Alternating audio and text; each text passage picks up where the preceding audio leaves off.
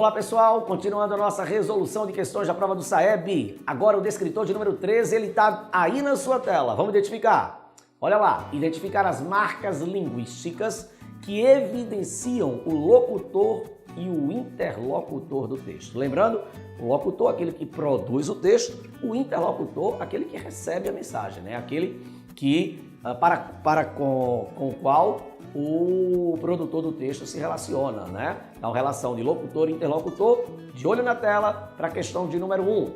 Mais uma vez aquele texto, Domingão, olha lá. Só que a questão agora é diferente, hein? Leia o texto abaixo, Domingão. Domingo, eu passei o dia todo de bode, mas no começo da noite melhorei e resolvi bater um fio para o Zeca. E aí, cara, vamos no cinema? Sei lá, Marcos, estou meio para baixo. Eu também tava, cara, mas já estou melhor. E lá fomos nós. O ônibus atrasou e nós pagamos o maior mico, porque quando chegamos o filme já tinha começado. Saímos de lá comentando, que filme massa, maneiro mesmo. Mas já era tarde e nem deu para contar os últimos babados pro Zeca. Afinal, segunda-feira é dia de trampo e eu detesto queimar o filme com o patrão. Não vejo a hora de chegar o final de semana de novo para eu agitar um pouco mais.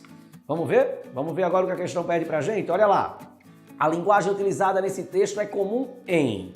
A gente percebe que a linguagem é simples, que a linguagem, como eu já tinha dito, tem marcas de oralidade, tem abreviaturas, tem gírias. Olha lá, ó. E aí, cara, né, a palavra cara, né, que é uma gíria, né? Eu também tava, né, o verbo está aí, eu também tava, né?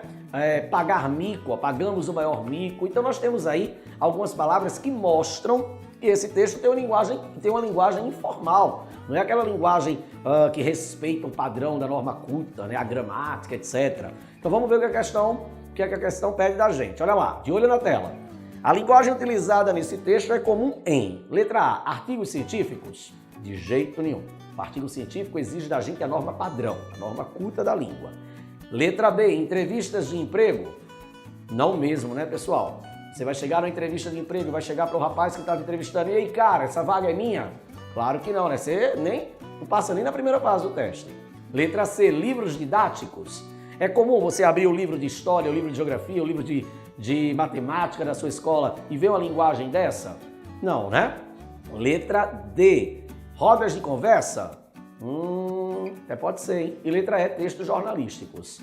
Resposta certa, letra, sem sombra de dúvidas, a letra D. Rodas de conversa é um momento informal em que a comunicação se efetiva, em que a comunicação se manifesta. Então nós temos aí as características de uma linguagem tipicamente informal, coloquial, usada no nosso dia a dia.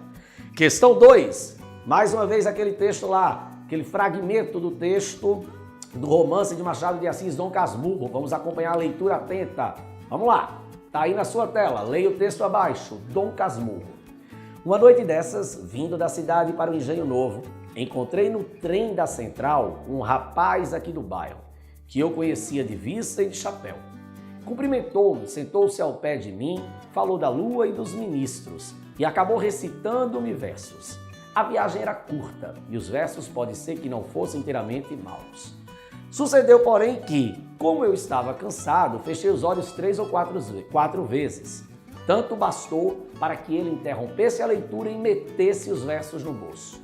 No dia seguinte, entrou a dizer de mim nomes feios e acabou alcunhando-me Dom Casmurro.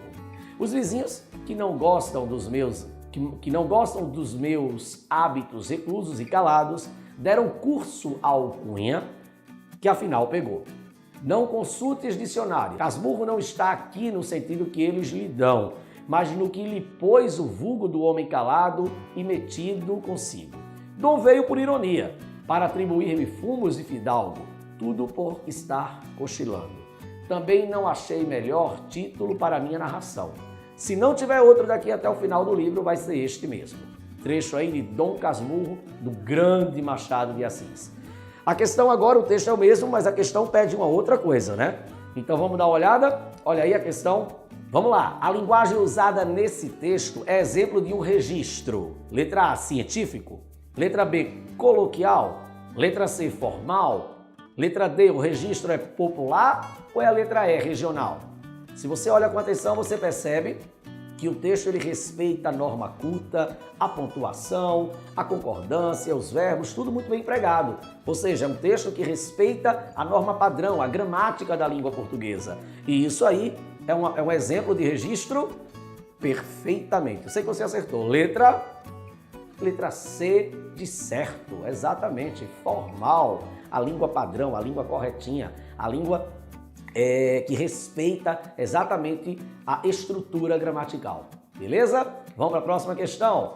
E aí nós temos um poema, olha lá, leia o texto abaixo, Vício na Fala. E aí nós temos um poema, na verdade, do Oswald de Andrade. Antes da gente ler o poema, é importante fazer umas observações. Oswald de Andrade é um dos criadores na Semana de Arte Moderna, né, que é aquele movimento que aconteceu no ano de 1922, lá no Teatro Municipal de São Paulo, e trazia como proposta principal a ruptura com aquele passado acadêmico, artístico, né? Aquela visão muito elitista de se fazer arte. E aí o Oswald de Andrade, junto com outros grandes escritores, como Manuel Bandeira, pernambucano, Mário de Andrade, Ronald de Carvalho, toda essa galera que foi super influenciada pelas vanguardas europeias, traz uma nova perspectiva de se fazer arte no Brasil. Foi a maior revolução e eles vão criar ali a Semana de 22 e logo depois a primeira fase do modernismo brasileiro. Então esse poema é um poema da primeira fase, da primeira geração, a geração heróica do modernismo brasileiro. Por isso que tem essa linguagem, né, descomprometida, com rigor formal, uma linguagem simples, uma linguagem gostosa do dia a dia. Vamos ver? O nome do poema, o título do poema, Vício na Fala. Para dizerem milho, dizem mil. Para melhor, dizem melhor. Para pior, pior. Para telha, dizem teia. Para telhado, dizem telhado e vão fazendo telhados. Legal, né, o poema? Vamos lá. Nesse texto, as palavras melhor e pior são exemplos de linguagem muito simples, hein, pessoal? Essa a gente não erra de jeito nenhum. É aquela questão que a gente não pode errar. Olha lá, melhor a gente sabe que é melhor e pior, pior. Então aí a gente tem o exemplo de uma linguagem coloquial, perfeita, linguagem simples. Cuidado para não confundir. A letra D diz linguagem poética. O texto é poema, o gênero é poema, mas a linguagem, é por isso que é importante a gente ler com muita calma o enunciado. A linguagem aí, ela é tipicamente coloquial, linguagem do dia a dia, ok? Entendemos? Valeu!